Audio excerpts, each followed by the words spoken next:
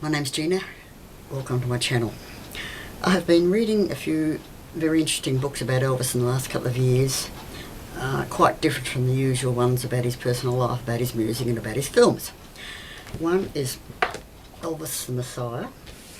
Another one is Elvis, Prophet of Power. They go along the same lines, questioning what and who Elvis really was, because he had such a large impact on the world. So I'm going to start off with this one. It was Elvis the Messiah was the king of rock and roll, really the king of kings. Jack D. Mallay and Warren Vaughn, and was published in 1992. So I'm just going to go and read through some of the bits that I've checked out. I've marked them in. So the preface. This book will change your life. Elvis often compared himself to Jesus. Both Jesus and Elvis were the same sign, Capricorn. Jesus was known as the King of Kings, and Elvis was the King of Rock and Roll. Elvis's generosity was a result of his respect for the teachings of Jesus. Both Elvis and Jesus believed they had the power to heal the sick with a touch of their hands. Elvis is a derivation of the ancient Norse name Alvis, A-L-V-I-S, meaning all wise. Some people theorize that Elvis is a combination of the ancient Hebrew El, meaning God, and the Vedic god Vishnu. Vishnu means he who embraces, pervades, or penetrates, and Elvis did all those things. It's from above, Elvis said, maybe to Sonny, or more likely to himself. Now his veneer of calm was melting away, and he was becoming excited. How long had he been awaiting this moment, and what was its significance? It's a flying saucer, Elvis said in near reverent tones. Nostradamus has seen the rise and fall of great empires, predicted wars, famine, and great scientific discoveries. So it should not be surprising that there are numerous references to Elvis in the prophecies of Nostradamus.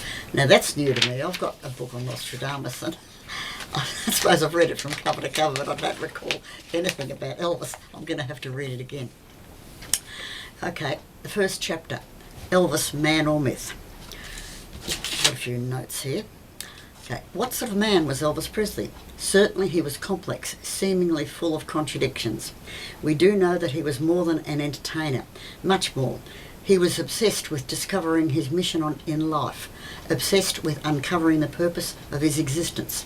He spent countless hours studying the wisdom of the ages and contemplating the reason God placed him on earth. Elvis was able to influence millions of people around the globe with a simple gesture or a few well-chosen words. Even early in his career, his admirers understood what the outsiders did not. Elvis was somebody or something special. One of his closest friends once remarked, "I don't believe he is any ordinary human. I have seen some strange things happen with that man, and I just can't think they're all coincidence." A simple country boy, a truck driver 1 minute, and then, seemingly in the blink of an eye, he was the idol of millions. Of course, it didn't happen like that, we know that, but for the sake of the book. What rare qualities did he possess that allowed him to make this most miraculous of transformation? Those close to him often spoke of his uncanny timing. George Cukor, the famed film director, said, "His sense of timing is faultless. He can do anything." He was always at the right place at the right time. He lived a charmed life, others said, as if he knew what was going to happen ahead of time, as if he knew what others were going to say even before they did. Guided by some mysterious sixth sense, he played the callous music industry and motion picture studios like they were his own special musical instruments.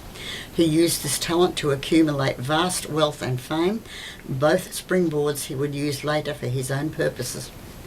Beyond his uncanny timing, a gift virtually all of his close associates have attested to, he had an unrivaled ability to reach people. At first it was mostly teenagers, but as time went by and Elvis matured, he learned to harness this ability.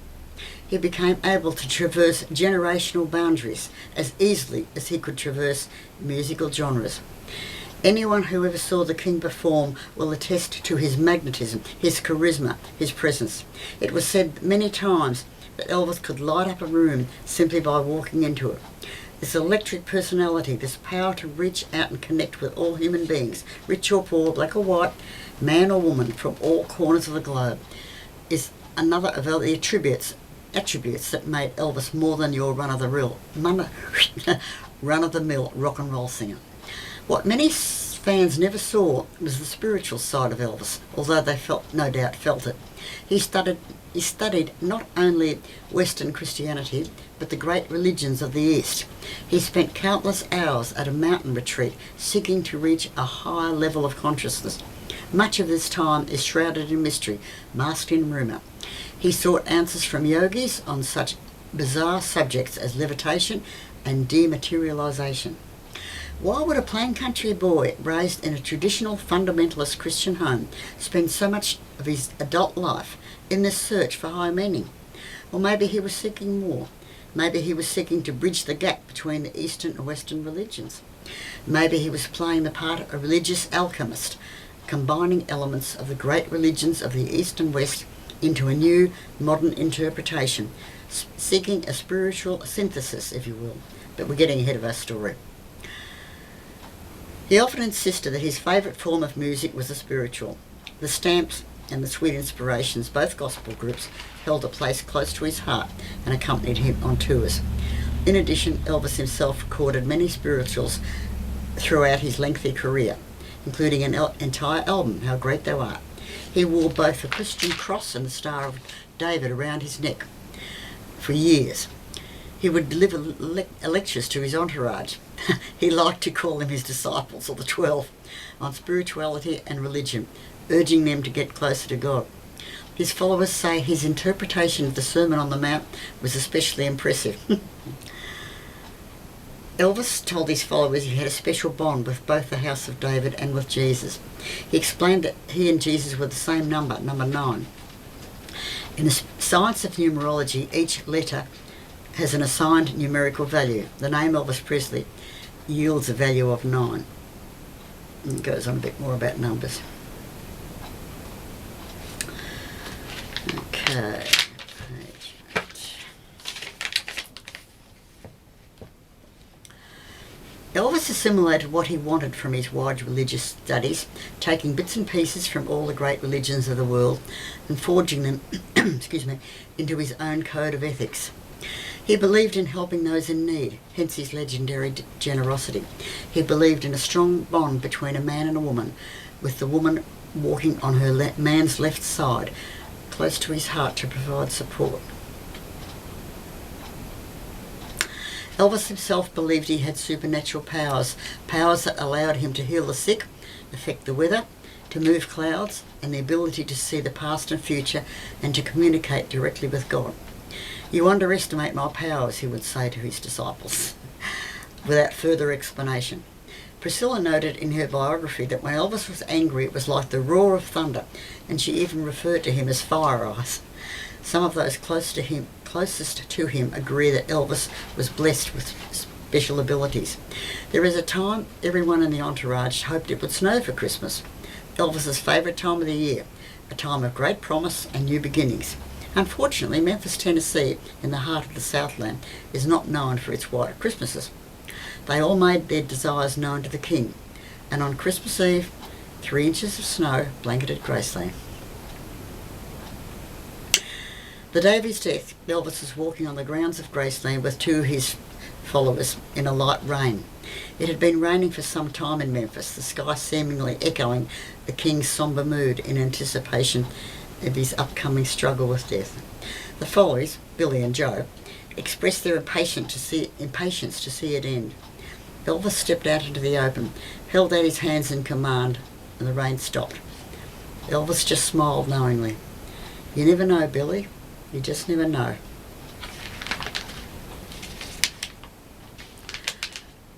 In the first paragraph.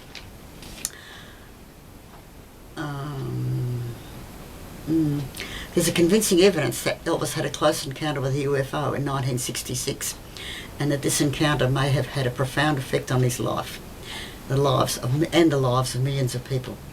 He was a devout student of the Bible, numerology, psychic phenomena, mystic religions. He spoke often and enthusiastically about life after death and reincarnation.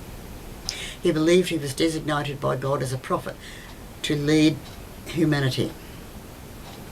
He seemed to know his death was approaching, again as much as Deezer did. There's a sad sense of inevitability in his actions that summer of 1977. I'll make a good-looking corpse, he told his friends, but nobody was laughing. He dropped many hints, however no one noticed, or if they did, they chose to ignore the signs.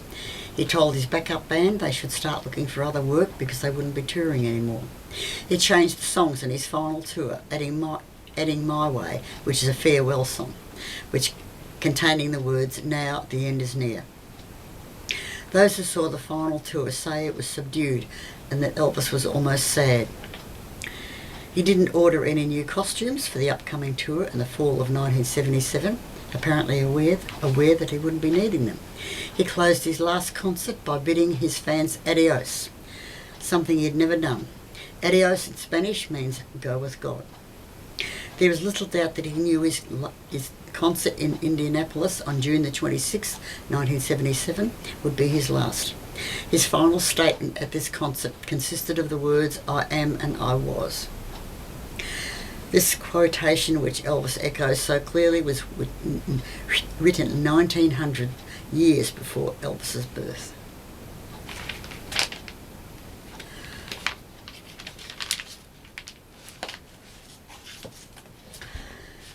Even now, all these years after his death, the book says 15 years after his death, now it's nearly 50, Elvis remains a figure of adulation and worship. 600,000 admirers make pilgrimages to Graceland every year, and many kneel in prayer at his grave. Why has Elvis Presley, among all the rock singers and movie stars who have died untimely deaths, become the object of such worship? Why has he become a modern icon? What power does he still have over us, even from beyond the grave? We have posed many questions here with precious few answers.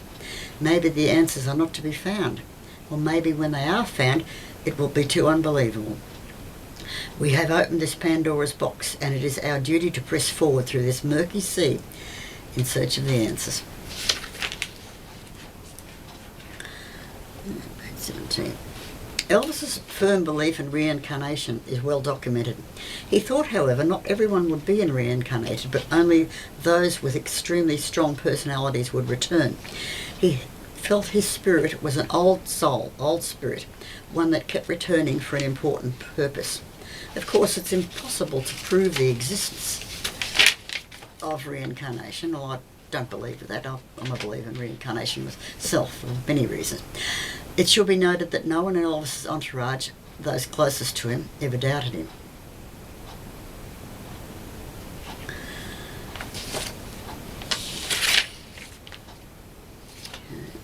Page 20. Okay. Did Elvis have the power to heal?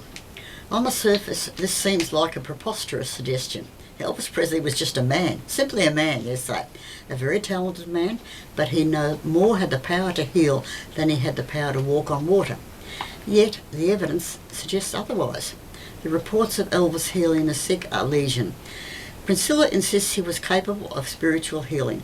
For example, he was able to banish a person's excruciating headaches by simply touching the sufferer's temples with his gentle hands. The same hands that were also capable of making music that touched the souls of millions of fans. She says he did this repeatedly, both on her and others. His former bodyguards say his very presence was enough to make sick people feel better.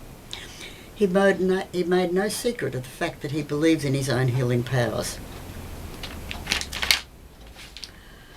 In 1975, just 2 years before his death, he was in a hospital to see a friend and her newborn baby.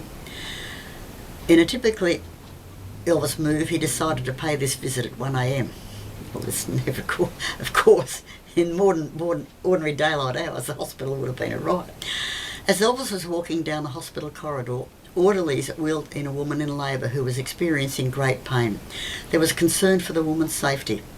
Elvis, whose twin brother died at birth, intervened. Elvis calmed the woman, placing placing his hands on her swollen stomach. He soothed her, assuring her that both she and the child would be all right. He told her he would take on her pain. It worked. The woman stopped screaming and said the pain was gone. She wanted Elvis to accompany her to the delivery room, but Elvis was eager to go, but the doctor said no. There was also reports he used the same technique to heal members of his entourage. Red West, a former football player, suffered from a chronic back problem. Elvis would use his huge hands to draw the pain from Red's back and neck into his own body, just as he drew off the pain of the pregnant woman.